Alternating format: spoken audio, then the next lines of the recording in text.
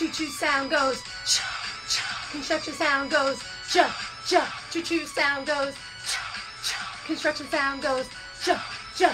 Don't try to compare them to the other sounds that we've had, cause it's ch and it's j and there's something that we haven't had. So push your lips out, get ready for the first sound and jump. Now you'll be lifting your tongue right in the middle like a hump. How high? Real high. Go ahead and try. Our sound buddies of the day came to say hi.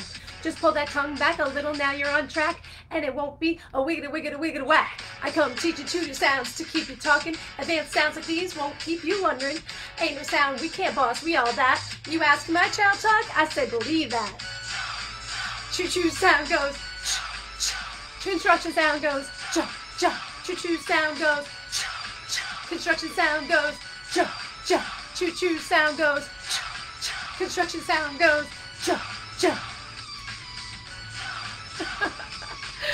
Woohoo! Whoo, I did it. That was another fast one. Hello, everybody. Welcome. It's Rebecca from Mindshaper SLP with part 17 of our sound series. And with part 17, we have another set of sound buddies. And they are, if you couldn't tell from my intro song, the ch sound and the j sound. So if you don't know what sound buddies are at this point in our sound series, let me just give you a little bit of a refresher. Sound buddies are pairs of sounds that only differ because one sound uses the voice and the other sound does not. Everything else about how we make that sound is the same, except one uses the voice and the other one doesn't. So in this case, the ch sound is voiceless, does not use the voice, and j is our voiced sound. But our mouth gets in the same exact position, our lips, our teeth, our tongue are all doing the same exact thing for both of these sounds, except one uses the voice and one does not. So in speech nerdy terms, they're called cognates, but I like to call them sound buddies. Just makes it a little bit easier to remember and understand. And we haven't met a pair of sound buddies since our later developing consonant sounds because a lot of our sound buddies have been separated between the two groups. So like S and Z are sound buddies, but S is a later developing consonant sound and Z, the Z sound, is an advanced consonant sound. So ch and j are both advanced consonant sounds. And why don't I just go ahead and start showing you how to cue each of these sounds. So like all of the cues in my Nonverbal No More hand cue system, we use one finger for a voiceless sound and two fingers for a voiced sound. So the cues for ch and j are the same, except one uses the one finger and the other uses two fingers. So for ch, it goes kind of back here, like the middle of the cheek, and you kind of push your lips out. Ch, ch, ch, ch. And then j is exactly the same, only you're using two fingers there. J, j, j, j. And it's okay if you need to get a little closer to the lips so that so you can push the lips out a little bit, because having the lips pushed out is an important part of how to make this sound. So again, it's ch or j.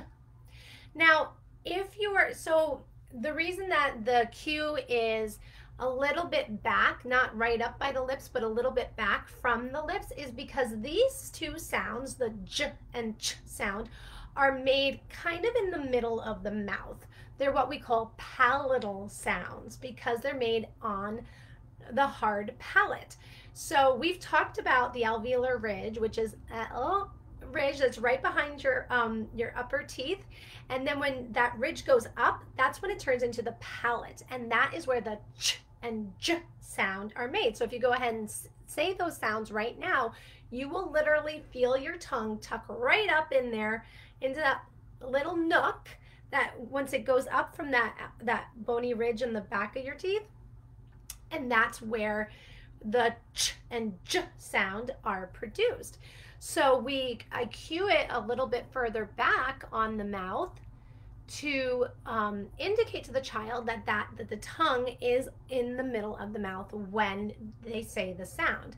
Now, if imitating, so again, with the Nonverbal No More hand cues, the intention is the adult does the cue on himself or herself, and the child imitates the cue. It's an imitation task. But if your child is not able to produce the sound just given the hand cue in imitation, you can give them a prompt yourself that will help them. And we've done this before. So it's you take your 3 fingers like this, and so this finger right here will go underneath the chin on that fleshy part. You'll feel the chin bone, and right behind that is the fleshy part. So you're going to gently push on that, and then you're going to take these 2 fingers to push on your child's cheeks right there to help trigger the tongue elevation. This triggers the tongue elevation, and then this will help get the lips to push out. So it's like ch, ch. Only you're doing it on your child. It's hard for me to do it on myself to really show you what it looks like. But that might actually help the child be able to say it a little bit better. And then once they get the feel of what their mouth needs to do to say the sound, you might be able to go back to just modeling the ch or the j hand cue. So in case you didn't recognize in the welcome song, the ch sound has a nickname of the choo-choo sound because we say the ch, ch when we're saying choo-choo, choo-choo. So we call it the choo-choo sound. And the j sound I call the construction sound. So think of like a j jackhammer that's like j.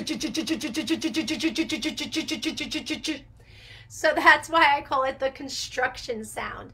So, and these are these little imitations of the sound that I just did. I encourage you to use with your child because it will help put a picture of the sound in their mind.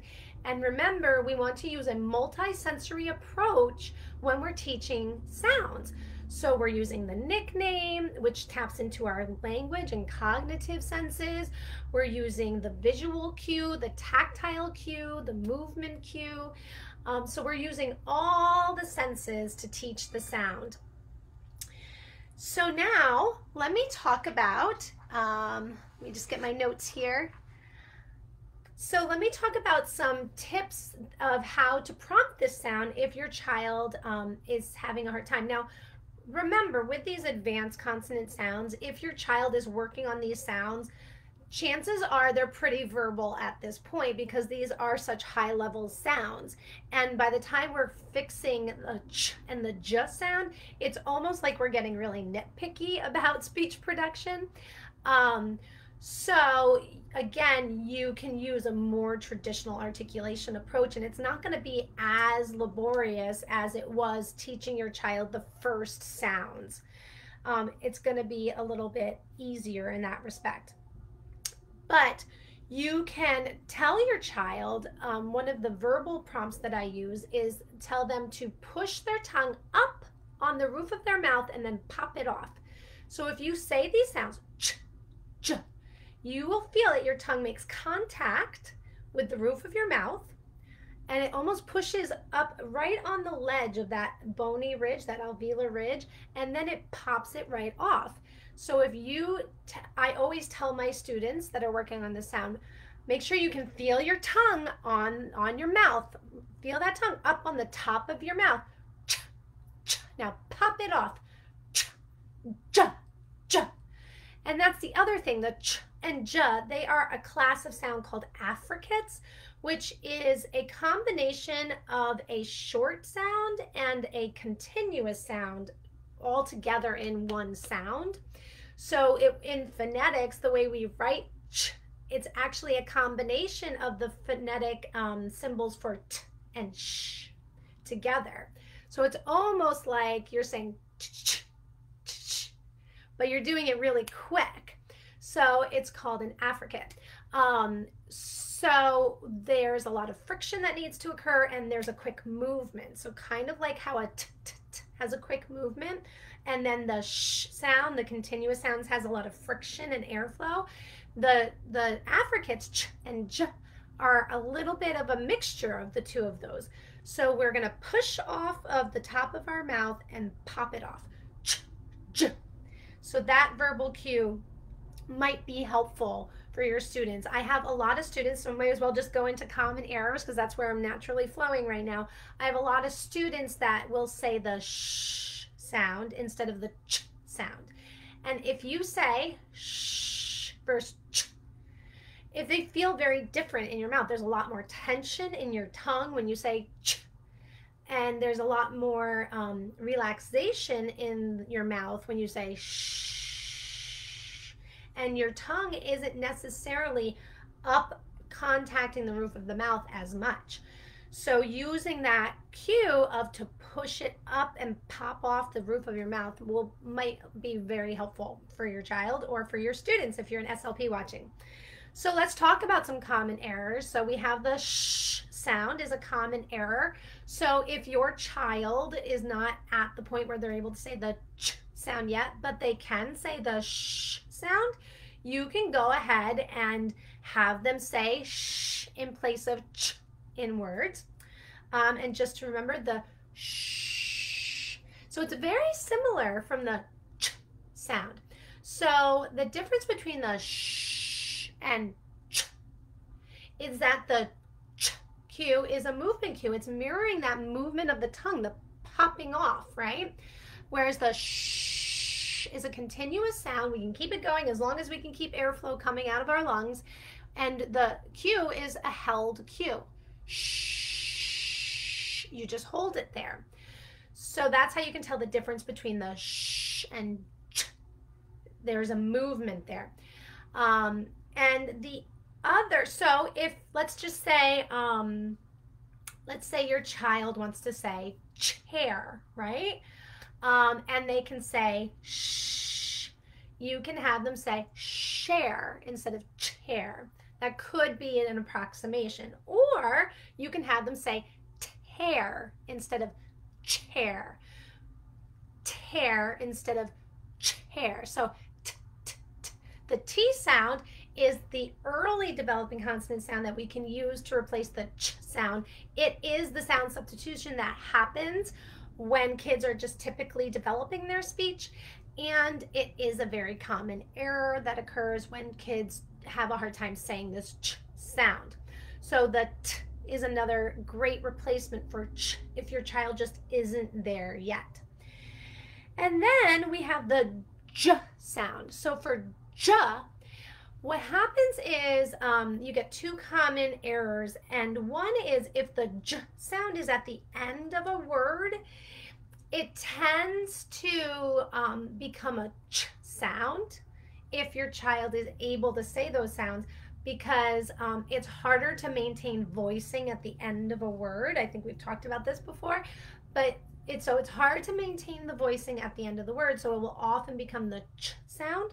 So if your child can say ch and not j yet, then you can have them, especially if it's at the end of the word, you can have them say the ch sound as a approximation.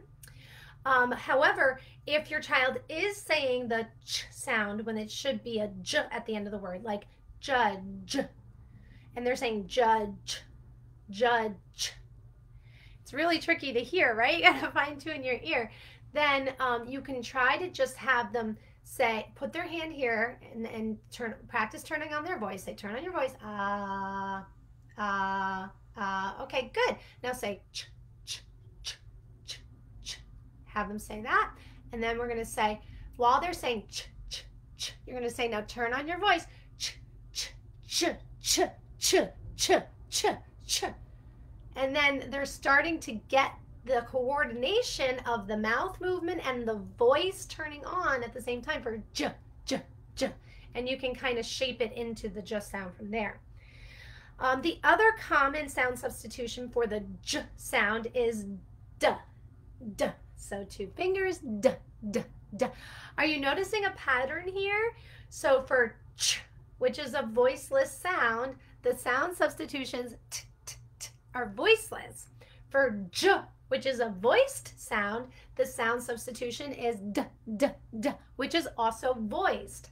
So we try to keep the voicing the same. I almost knocked down my little barrier here.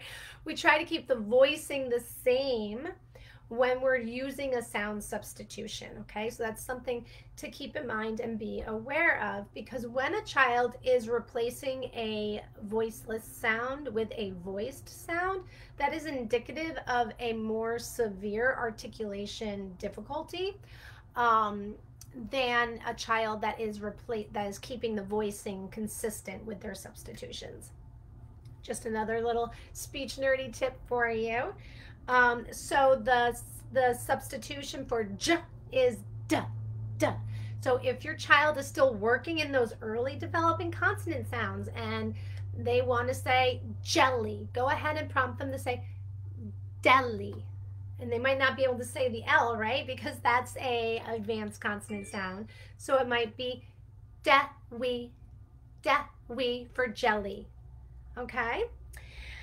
So for activities, I have gathered together a freebie for you all to download, which is a set of minimal pair pictures, which I'm going to explain to you what minimal pairs are for these sounds, ch and j. So you can just go ahead to bit.ly/chj pictures. So it's ch, j pictures. So bit.ly/chj pictures to download your free pictures of minimal pairs, which I'm going to explain to you what those are. And it also comes with access to a video tutorial of me showing you my favorite games to use with minimal pairs. So minimal pairs are words that only differ by one sound, okay? So, and they're based on common error patterns. So if we're talking about if a child is saying the sh sound when they should be saying ch, a minimal pair would be chair and share, chair, share. So what we do is we use these two pictures in tandem with each other to highlight to the child that they're not saying the target word, they're saying this other word here. And there's lots of fun ways we can turn that into a game. And when you use minimal pairs, or when I have used minimal pairs in my therapy room with my students, it is so cool because you can literally see the kids' gears start turning in their brains, and then you can see like the light bulb moment that they're like, oh, I need to change how I'm saying the sound. And what's also cool is when they make that connection and are able to do it enough times, sometimes that's enough for them to just generalize appropriate production of that sound in all word positions for that sound substitution. It's really cool. So when there are patterns of errors like that, they can be a lot easier to fix, and the brain just takes over and does its job, and oh, let me just reorganize those sounds, put them in the right place, and ding, they're fixed.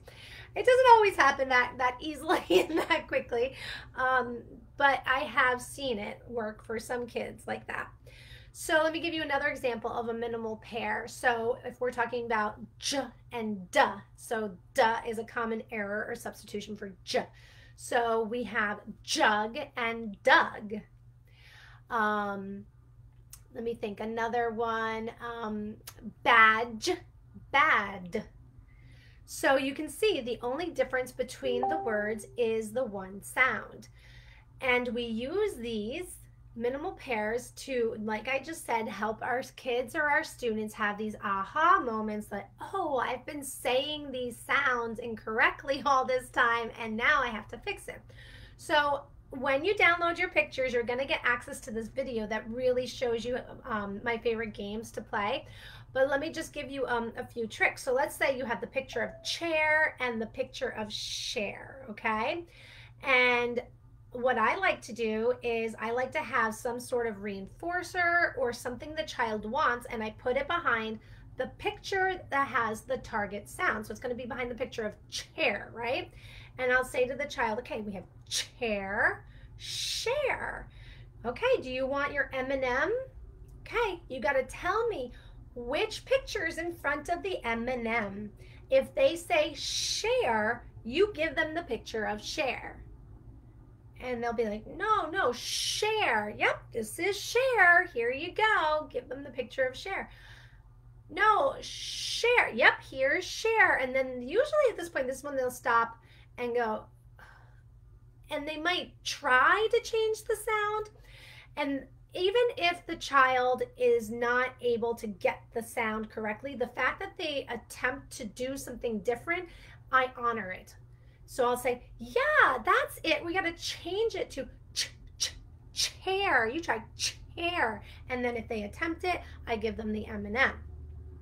So I always try to not prompt when doing this activity if at all possible, but if the child keeps saying share and I keep giving them the picture, giving them the wrong picture, and they start to get frustrated, that's my signal that I need to give them a little more support.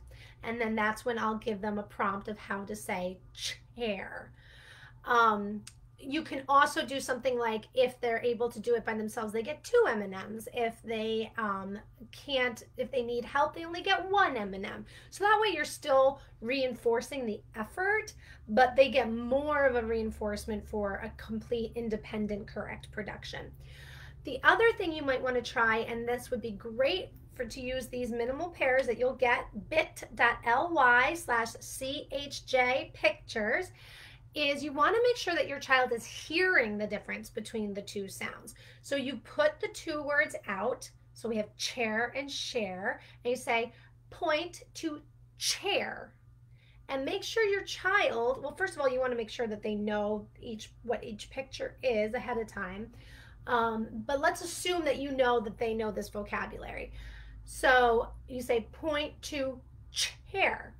If they point to the picture of the chair, then that's an indication that they're hearing the sound properly. If they don't, then you need to work at that auditory discrimination level before you start working on the speech production level, because they're not even hearing the sound correctly. So when you are doing that auditory discrimination, you want to make sure, so you put chair and share out. Point to chair, they point to chair. Now we're going to remove that pair of pictures, okay? And we're going to introduce a new pair of pictures. And then we'll bring that set of pictures we just did back in the mix later, and then ask them to point to share. Because we don't want them to, they're just going to point to the picture they didn't point to before if you just do the words back to back. So we need to make sure that we are interspersing with a new set of words each time. So that's called auditory discrimination, and it's very important that we make sure that our child is hearing the difference between the sounds. If you're really, really working that auditory discrimination and it's not going anywhere, then you might want to think about maybe getting your child's hearing evaluated. A lot of times with articulation, especially if with some of these consonant sounds are higher in frequency, and so sometimes a child might be able to hear fine at certain frequencies, but maybe they have a high frequency hearing loss, so it's harder for them to hear those sounds like S or F or sh or ch, like that. So if you're really, really working that auditory discrimination and it's really not going anywhere, it's not a bad thing to go ahead and get your child's hearing evaluated. And you might want to go beyond just going to the pediatrician and actually get a full audiological evaluation is what it's called. All right, so go ahead and head on over to get your freebie of the minimal pair pictures, and then watch the video so you can learn all about how to do my fun minimal pair games. And it's at bit.ly/CHJ pictures. And like I promised in my post, I have a special announcement. So starting next week, I will be offering pre-order early bird pricing for my sound series video packages. So in December, I'm going to be releasing all of these sound series videos that you've come to know and love, I hope. I am going to be bundling them into little packages. So you're going to get access to all of these sound series videos. You're going to get copies of the pictures of all of these, the picture cues that I talk about in all my videos. You're going to get access to those. You'll get access to a video of me demonstrating all of the hand cues just by itself for quick, easy reference. You're going to get data sheets for how to baseline how your child's able to say a sound, and also to keep track, data sheets to keep track of the progress when you're working on your child and practicing the sounds. And there's going to be some other goodies in there, probably some practice pictures and some flashcards, and maybe even a little peek into how to combine the sounds into CV syllables. So be on the lookout for that. That's coming your way next week. You'll have pre-order early bird pricing available, and then in December the product will be coming out. So that's it for today, SLPeeps. Thank you for tuning in, and I will see you all soon. Bye.